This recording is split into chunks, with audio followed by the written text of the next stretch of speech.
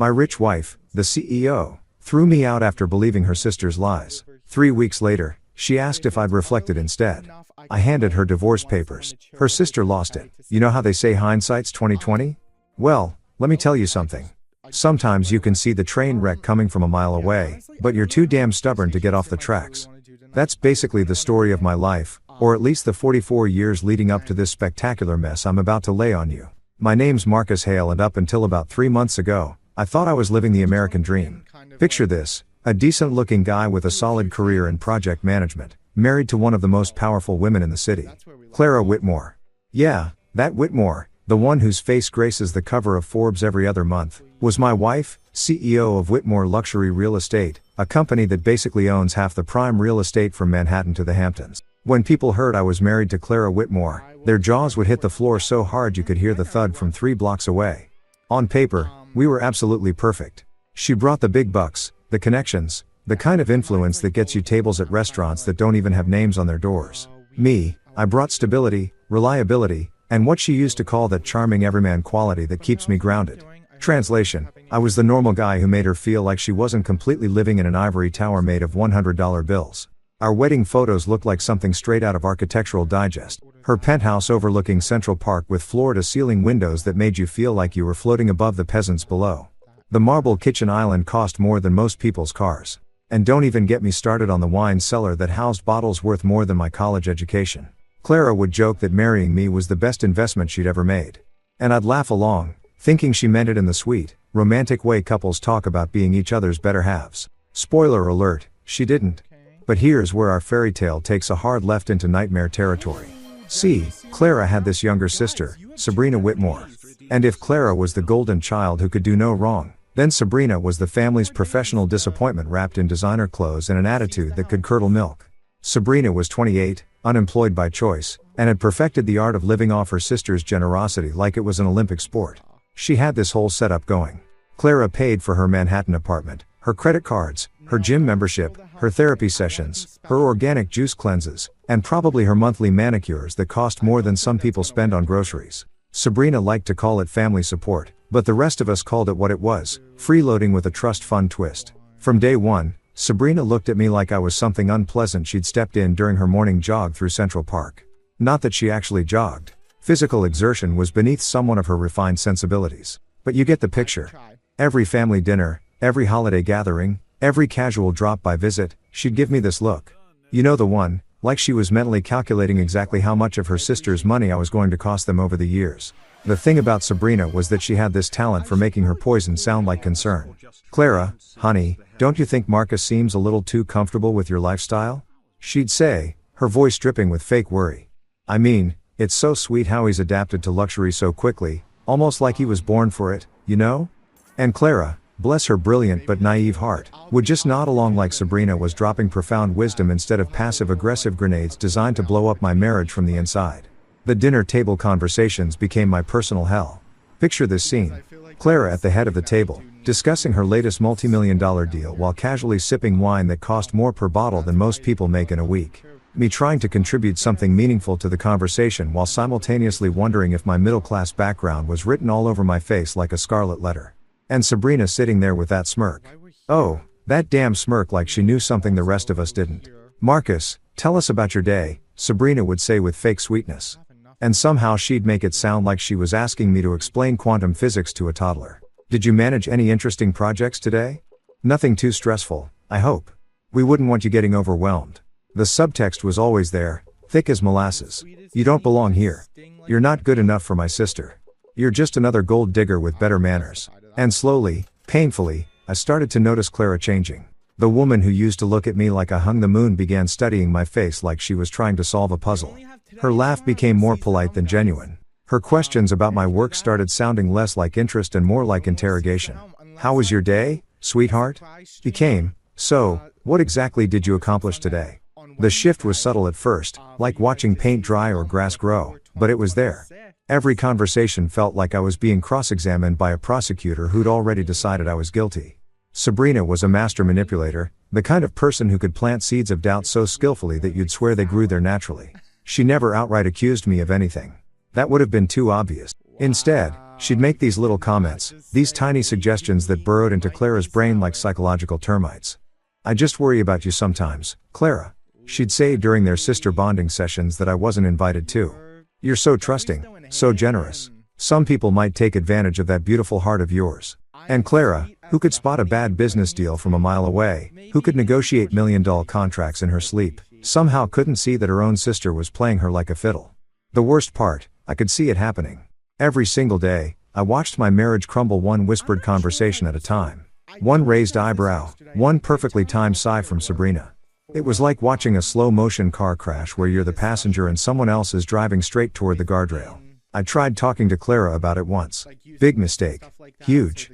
She looked at me like I just suggested her sister was running a meth lab out of her Park Avenue apartment. "Sabrina loves me, Marcus. She's just looking out for me. Maybe if you tried harder to understand her instead of always being defensive." That's when I realized I was fighting a battle I couldn't win. Because in Clara's mind, I was the outsider, the variable that didn't quite fit the equation of her perfect life.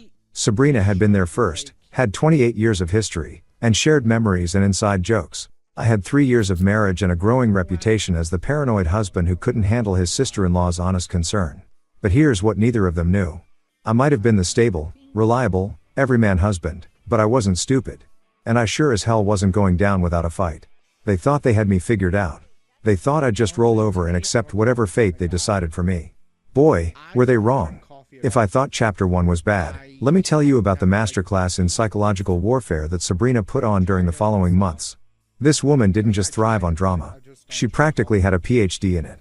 I'm talking about someone who could create conflict in an empty room and somehow make it everyone else's fault. You ever meet someone who treats lying like an art form?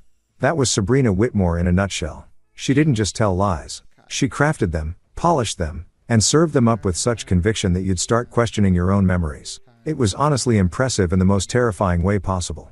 The affair accusations started on a Tuesday. I remember because I was supposed to meet Clara for lunch at that overpriced bistro she loved downtown. The kind of place where they charge $30 for a salad and call it artisanal. I was running late from a client meeting when my phone buzzed with a text from Clara. "Rain, check on lunch. Need to think about some things Sabrina told me." Some things Sabrina told her. Those 6 words should have come with a hazmat warning because they were about to poison everything we'd built together. When I got home that evening, the temperature in our penthouse felt like it had dropped about 20 degrees. Clara was sitting in her favorite chair, the white leather monstrosity that cost more than most people's monthly rent. With this look on her face like she'd just discovered I'd been running a human trafficking ring out of our spare bedroom.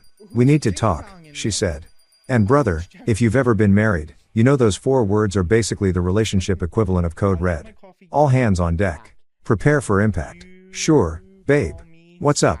I said, trying to keep things light while my stomach was doing gymnastics routines that would make an Olympic athlete jealous. Clara took a deep breath. The kind you take before you jump off a cliff or tell someone their dog died. "Sabrina saw you having lunch with a woman today. A blonde woman at Cafe Milano." Now, here's where it gets absolutely ridiculous. First off, I wasn't at Cafe Milano. I was in a conference room with 3 middle-aged guys discussing pipeline schedules for a construction project. Second, the only blonde I'd interacted with all day was the barista at Starbucks who spelled my name, Marcus, despite me spelling it out for her. But Sabrina had planted this seed, and Clara was already nurturing it like it was going to bloom into a beautiful garden of justified suspicion. "Clara, honey, I was in meetings all day. I can show you my calendar, my emails. Hell, I can probably get security footage from my office building if you want." But here's the thing about Sabrina's lies. They were never just about the facts. They were about creating an atmosphere, painting a picture, building a narrative where I was the villain and she was the concerned sister trying to save Clara from heartbreak. "It's not just today, Marcus," Clara said. And I could practically hear Sabrina's voice coming out of her mouth. "She's been noticing things. The way you've been dressing better lately, how you've been staying late at work more often, the fact that you've been more attentive to your appearance." I stared at her like she just told me the earth was flat and birds were government surveillance drones. "You mean I've been dressing better because you bought me better clothes and staying late because we landed 3 new major clients and taking care of my appearance because I'm married to one of the most successful women in the city and I don't want to embarrass you at business functions." But logic doesn't work when someone's already decided you're guilty. Clara had that look in her eyes, the same one she got when she was closing a particularly difficult real estate deal. She'd made up her mind, and now she was just looking for evidence to support her conclusion. The money accusations came next because apparently I was supposed to be both an unfaithful husband and a financial parasite. According to Sabrina's latest intel, I'd been funneling funds into side businesses and using Clara's connections for personal gain. This was rich coming from someone whose only job was professionally spending her sister's money. But hey, who's keeping track? She showed me bank statements. Marcus, transfers you've been making, money going into accounts I don't recognize. This is where I almost laughed, because the mysterious transfers were me putting money into a savings account to surprise Clara with a trip to Italy for our anniversary. The unknown accounts were literally marked Anniversary Fund Italy Trip in my banking app. But Sabrina had taken screenshots at just the right angle to make it look suspicious, like some kind of financial forensics expert who'd flunked out of detective school.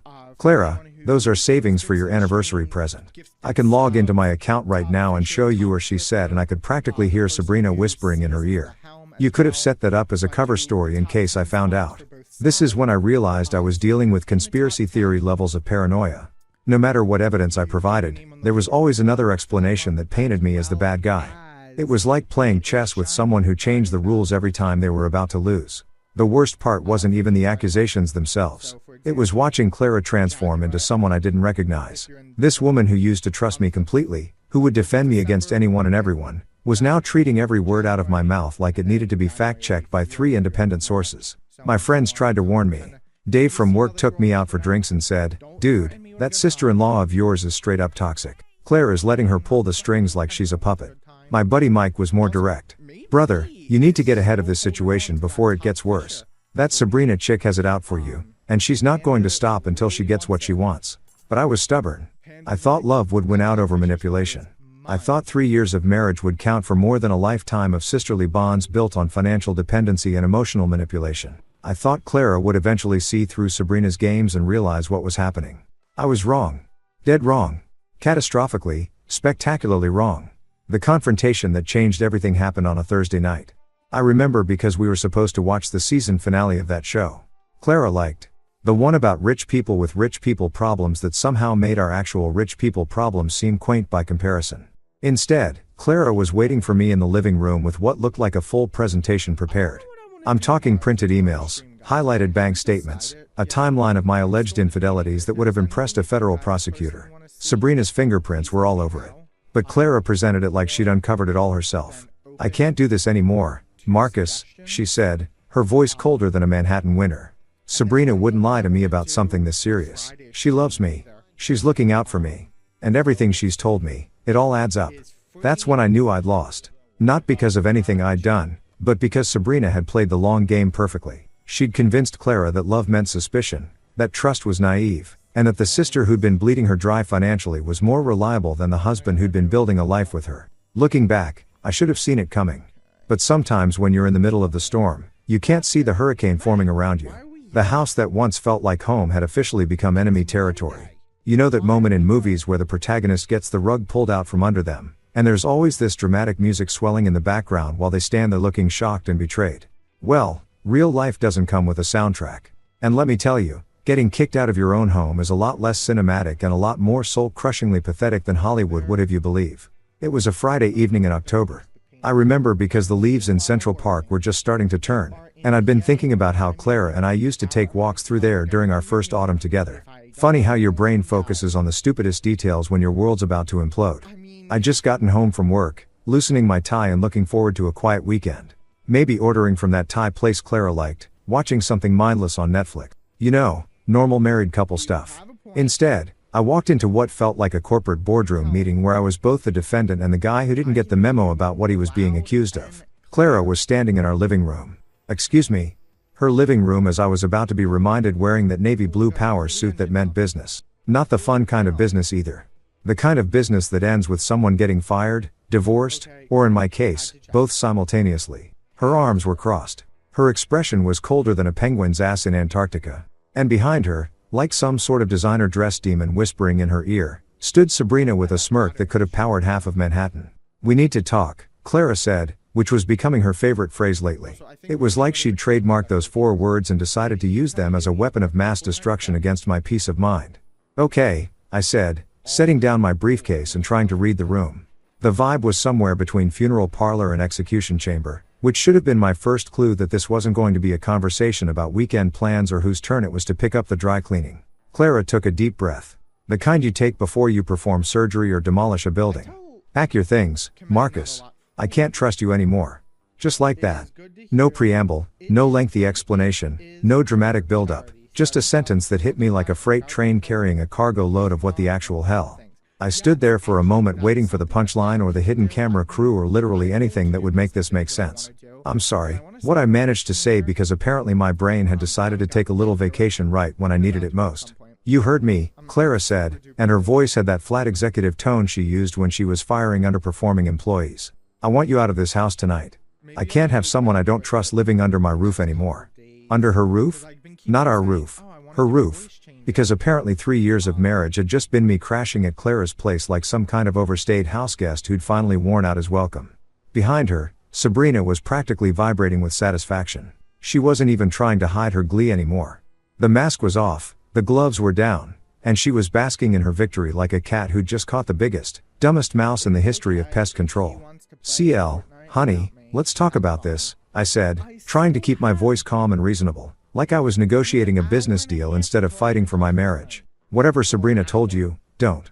Clara held up her hand like a traffic cop stopping a speeding car. Don't you dare try to turn this around on my sister. Sabrina didn't make you lie to me. Sabrina didn't make you sneak around behind my back. Sabrina didn't make you use me for my money and connections. It was like listening to a greatest hits album of all the garbage Sabrina had been feeding her for months. Suggestion that slowly killing our twisted half poisonous delivered with the conviction of someone who'd completely bought into the con. None of that is true, Clara, and you know it, I said, and I could hear the desperation creeping into my voice despite my best efforts to stay cool. I've never lied to you. I've never cheated on you, and I sure as hell have never used you for anything. I love you. Sabrina actually snorted at that. Literally snorted like I just told the world's worst joke at the world's most inappropriate time.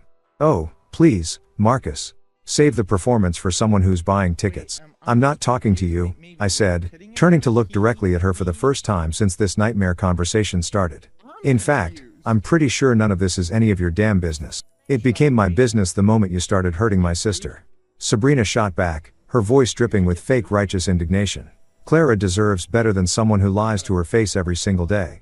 That's when Clara stepped in, and the way she positioned herself slightly in front of Sabrina like she was protecting her from me told me everything I needed to know about where her loyalties lay. Sabrina wouldn't lie to me about something this serious. Marcus, she loves me. She's looking out for me.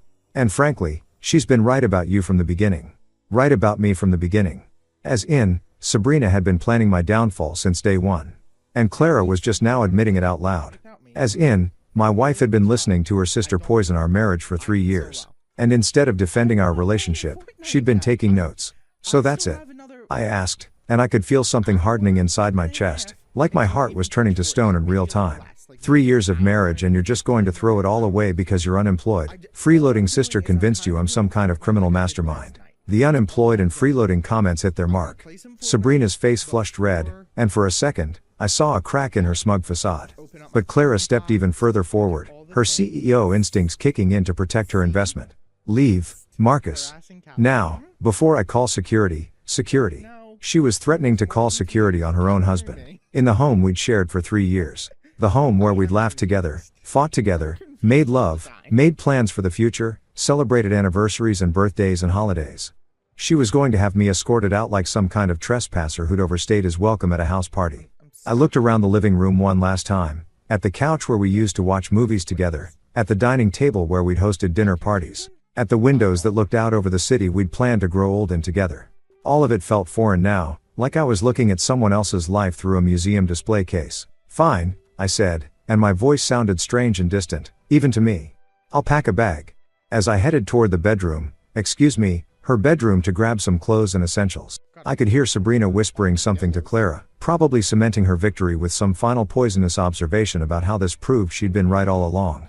I threw some shirts, pants, underwear, and toiletries into a single duffel bag, moving on autopilot while my brain tried to process what had just happened. 3 years of my life reduced to whatever I could fit in one bag during a 10-minute packing session while my wife's sister watched from the doorway like a prison guard making sure I didn't steal the silver. When I walked back into the living room, Clara was standing by the door, holding it open like she couldn't wait to get me out of her sight. Sabrina was practically bouncing on her toes with excitement. This is a mistake, Clara, I said one last time. And someday you're going to realize it. The only mistake I made was trusting you in the first place, she replied, not even looking at me. So, I walked out. I walked out of the penthouse, out of the building, Out of the life I'd built with someone I thought loved me enough to at least give me the benefit of the doubt. The door closed behind me with a sound that felt like a coffin lid slamming shut. Standing on the sidewalk with my single bag, watching taxis and pedestrians go about their normal Friday evening routines, I felt something I hadn't expected. Relief.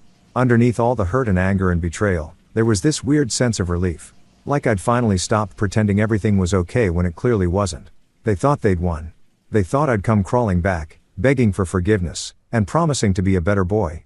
They had no idea what they just unleashed. You ever been to one of those fancy spas where they put you in a sensory deprivation tank and tell you it's supposed to be therapeutic? Well, let me tell you about the 3 weeks I spent in my crappy downtown apartment, because it was basically the same experience, except instead of finding inner peace, I was plotting the most elegant revenge in the history of marital warfare. My new place was what real estate agents like to call cozy and normal people call a shoe box with delusions of grandeur. 600 square feet of pure mediocrity, complete with a refrigerator that sounded like a dying whale and neighbors who apparently thought practicing interpretive dance at 2 o'clock in the morning was a perfectly reasonable life choice. After 3 years of living in Clara's penthouse palace, this place felt like I'd been demoted from first class to the cargo hold of life. But you know what? It was mine. Nobody could kick me out of it. Nobody could stand in the living room and tell me to pack my things because they didn't trust me anymore. And most importantly, nobody could fill the air with poisonous whispers about what a terrible person I was while I was trying to watch Netflix and eat cereal for dinner like a functioning adult. The first few days were rough. I'll admit it. I spent a lot of time staring at the ceiling, wondering how the hell my life had taken such a hard left turn into Crazyville. I'd wake up in the morning and reach for Clara, only to remember that Clara was probably having champagne breakfast with her psychotic sister, celebrating their victory over the evil husband who'd apparently been running some kind of long-con marriage scam for 3 years. But here's the thing about hitting rock bottom. It's actually pretty solid ground to build on. And while I was sitting there in my apartment eating takeout Chinese food and wondering if this was what a midlife crisis looked like, something interesting started happening. My phone wasn't ringing. Not once. Not a single call from Claire asking how I was doing or if I was okay or if maybe we should talk about things like adults instead of letting her sister orchestrate my exile like some kind of designer-dressed puppet master. Radio silence. Complete and total radio silence, which told me everything I needed to know about how much my 3-year marriage had really meant to her. Apparently, throwing out your husband was like throwing out old furniture. Once it's gone, you don't really think about it anymore. But Sabrina was having the time of her life. Social media became her personal victory lap, and I got to watch the whole show from my front row seat in Loserville. Instagram stories featuring expensive lunches with captions like "so grateful for family who really have your back." Facebook posts about toxic people and how sometimes you have to cut dead weight to truly flourish. Twitter updates about supporting strong women who deserve better. Each post was like a little digital middle finger aimed directly at me. And the worst part, she was doing it all from Clara's accounts, Clara's events, Clara's money. The unemployed sister who'd never worked a day in her life was playing social media influencer with someone else's success. And somehow I was the villain in this story. But instead of getting pissed off, which is what the old Marcus would have done, I started getting curious. Because here's what didn't add up. If I was such a terrible husband, such a lying, cheating, money-grabbing scumbag, why wasn't Clara talking about it? Why wasn't she posting her own free at last celebration posts? Why was Sabrina doing all the public victory dancing while Clara stayed conspicuously quiet? That's when I started paying attention to the details. And brother, when you're a project manager who spent 20 years of his career catching other people's mistakes and fixing other people's messes, you develop a pretty good eye for things that don't quite line up.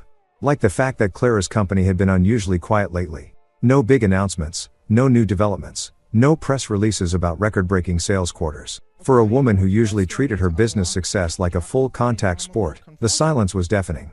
Like the fact that Sabrina's social media posts, while frequent and obnoxious, were all taking place at the same handful of locations. The penthouse, that overpriced cafe, Clara liked, the same 3 or 4 restaurants. For someone who was supposedly living her best life, she wasn't getting around much. Like the fact that none of Clara's business associates or friends had reached out to me, not to offer condolences, not to ask what happened, not even to be nosy about the divorce rumors that were probably circulating through their social circles like wildfire. In a community where gossip traveled faster than bad stock tips, the complete silence was weird. So, I started doing what I do best, research. Not the creepy stalker kind of research. I'm not a psychopath, but the methodical professional kind of research that comes from years of managing complex projects where one missed detail can cost everyone involved a fortune. I started with the easy stuff. Public records, business filings, anything that was legally available to anyone who bothered to look. And that's when things started getting interesting. Turns out Whitmore Luxury Real Estate had been having what you might call a challenging fiscal quarter. Several deals had fallen through. A couple of major investors had pulled out, and there were some regulatory issues with a development project that had been Clara's pet project for the past 2 years. Nothing catastrophic, but definitely not the kind of smooth sailing Clara was used to. Then I started looking into the prenup. You remember the prenup, right? The one Clara had insisted on back when we were so in love that she wanted to make sure I was protected if anything ever happened to her business empire. The one she drafted when she was still thinking with her heart instead of listening to her sister's paranoid fantasies. Here's something most people don't know about prenups. They're not just about protecting the wealthy spouse from the poor spouse. Sometimes, depending on how they're written and when they're signed, they can work the other way around, especially when the wealthy spouse initiates a divorce based on false accusations and refuses to attempt counseling or mediation. I spent hours reading through that document. And let me tell you, 3 years ago, Clara had been a very different person from current Clara. 3 years ago, Clara had been madly in love and wanted to make sure I felt secure in our marriage. She'd insisted on clauses that would protect me if she ever became abusive, controlling, or unfaithful. She'd included provisions for substantial alimony if the marriage ended due to her misconduct or unreasonable behavior. Unreasonable behavior like, say, throwing your husband out of the house based on lies told by your freeloading sister without any evidence of actual wrongdoing, and refusing to even attempt to work through your problems like adults. Current Clara probably didn't even remember those clauses. She'd been so focused on protecting her assets from a hypothetical bad husband that she'd accidentally created a legal safety net for the good husband she was about to throw away.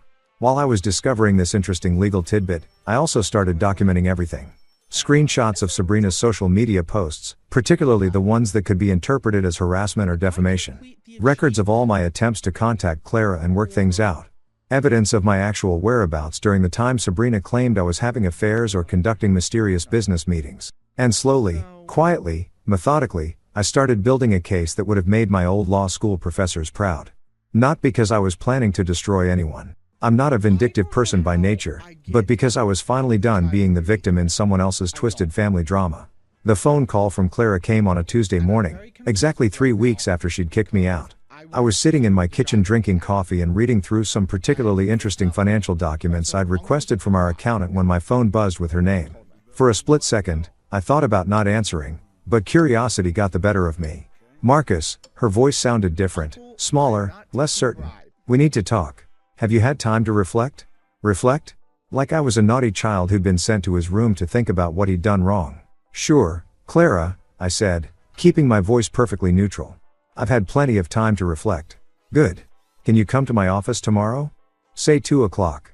I think we should discuss how to move forward. Move forward. Translation: she wanted to see if I was ready to come crawling back, apologize for crimes I didn't commit, and probably sign some kind of agreement that would let her file for divorce while maintaining the moral high ground. I'll be there, I said. And I would be, but not for the reason she thought. Time to show Clara and her manipulative sister exactly what 3 weeks of reflection had produced. You know that feeling when you're playing poker and you've got a royal flush, but you have to sit there with a straight face while everyone else at the table thinks they're about to clean you out? That's exactly how I felt sitting in my crappy apartment the morning after Clara's phone call, sipping coffee that tasted like it had been filtered through gym socks while mentally preparing for the performance of a lifetime. Clara wanted to meet at her office. Of course, she did, because why have a personal conversation about the implosion of your marriage in a neutral location when you can do it in the executive boardroom where you hold all the power? It was a classic Clara move. Control the environment. Control the narrative. Control the outcome. She probably had her whole speech prepared, maybe even had her assistant schedule it between her 10 o'clock with the Peterson account and her 3:30 with the city planning committee. Have you had time to reflect? She'd ask like I was some kind of ward employee who'd been suspended pending a performance review. The arrogance of that question was honestly breathtaking. Here was a woman who'd thrown her husband out of their home based on the word of her professional mooch of a sister. And she was asking me if I'd learned my lesson yet. Oh, I'd reflected. All right. I'd reflected so hard I was practically a goddamn philosopher at this point. I spent the morning getting ready like I was preparing for war, which in a way I was. Shower, shave, the whole 9 yards. I put on my best suit, the charcoal gray one Clara had bought me for her company's annual gala last year, back when she was still proud to have me as arm candy at her business functions. Ironic, really. I was about to use her own gift to look professional while I systematically dismantled the assumptions that had led to this moment. The briefcase was the key prop in today's little drama. Black leather, expensive looking, the kind of thing that screams serious business in any corporate setting. Clara had given it to me for our second anniversary back when she thought having a project manager husband was charming instead of embarrassing. Inside, I'd carefully arranged all my research from the past 3 weeks. Copies of the prenup with the relevant sections highlighted, financial records, bank statements, screenshots of Sabrina's social media posts, documentation of my actual whereabouts during the times I was supposedly cheating. But the real beauty of my preparation wasn't what I'd included. It was what I'd left out, because sometimes the most effective strategy isn't showing all your cards at once. Sometimes it's about letting your opponents think they know what you're holding while you keep the royal flush hidden until the perfect moment. I got to Clara's office building about 20 minutes early because punctuality was one of those middle-class habits I'd never been able to shake. Even after years of living in the penthouse, the lobby was all marble and glass and the kind of aggressive minimalism that screams, "We charge $500 an hour and we're worth every penny." The security guard nodded at me like he recognized me, which he probably did from all the times I'd come here to surprise Clara with lunch or flowers, or just to be a supportive husband during her particularly stressful weeks. Those days felt like they belonged to someone else's life now. I took the elevator to the 15th floor, listening to the kind of generic jazz that's designed to make you feel sophisticated while you wait to get screwed over by people in expensive suits. The receptionist, Jessica, I think her name was, smiled at me with that professional warmth that doesn't quite reach the eyes. "Mr. Hale, it's been a while. Mrs. Whitmore is expecting you. Conference room A. Conference room A. The big one. The one with the floor-to-ceiling windows overlooking the city. The one where Clara held her most important meetings with investors and city officials. She wasn't just meeting with me. She was making a statement. This was business now, not personal. I was being summoned to the principal's office to discuss my behavioral issues. I sat in the waiting area watching Clara's employees go about their daily routines. These were people I'd met at company parties. People who'd congratulated me when Clara and I got married. People who had probably been gossiping about my mysterious disappearance for the past 3 weeks. I wondered how many of them knew the real story versus Sabrina's version of events. I wondered how many of them actually cared. The thing about corporate environments is that they have this way of making everything feel important and official, even when it's just personal drama dressed up in business attire. But that formality works both ways. If Clara wanted to treat this like a business meeting, then I was going to give her the full professional experience. My phone buzzed with a text from my lawyer. "Documents ready when you are. Give them hell." Documents plural. Because while Clara had been spending the past 3 weeks basking in her victory over the terrible husband, I'd been doing something she apparently hadn't considered. I'd been getting legal advice from someone who actually knew what they were talking about. At exactly 2 o'clock, Jessica appeared at my side with that same professional smile. "Mrs. Whitmore is ready for you now." I followed her down the hallway, past the motivational posters and awards and photographs of Clara shaking hands with various important-looking people. This was her domain, her kingdom, her carefully constructed monument to success and control. And in about 10 minutes, I was going to show her exactly how much control she actually had over this situation. The conference room door opened and there she was, Clara, sitting at the head of the long mahogany table like she was chairing a board meeting instead of having a conversation with her arranged husband. She looked good. She always looked good, but there was something different about her face. Tired maybe, or stressed. The past 3 weeks hadn't been as easy as she'd pretended. And there, sitting to her right like some kind of evil advisor, was Sabrina. Because of course Sabrina was there. Of course, the woman who'd orchestrated this entire situation would want to be present for my humiliation. She was probably planning to live tweet the whole thing. "Marcus," Clara said, gesturing to the chair across from her. "Please sit down." I sat down and placed my briefcase on the table with deliberate care. Both women looked at it with curiosity, probably wondering what pathetic collection of apologies and promises I'd brought to gravel my way back into their good graces. "Thank you for coming," Clara continued, slipping into her CEO voice like putting on a familiar jacket. "I hope these past few weeks have given you time to think about everything that's happened between us. Everything that's happened between us, like our marriage had just spontaneously combusted instead of being systematically destroyed by the woman sitting next to her." "Oh, I've been thinking," I said, keeping my voice calm and pleasant. "I've been thinking a lot."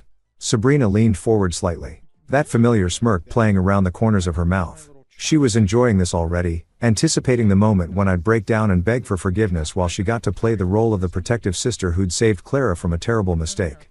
"Good," Clara said, "because I think we need to discuss how we're going to handle this situation going forward. Our marriage, our living arrangements, our future. Our future."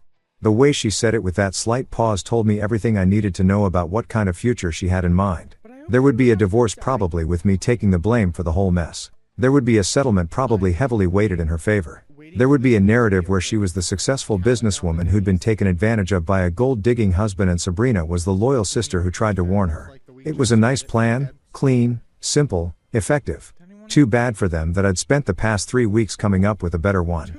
Actually, Clara, I said, reaching for my briefcase. I think you're right.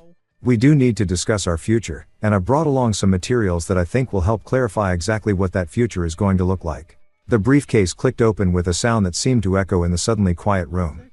Both women were staring at me now with expressions that had shifted from confident control to something that looked suspiciously like uncertainty.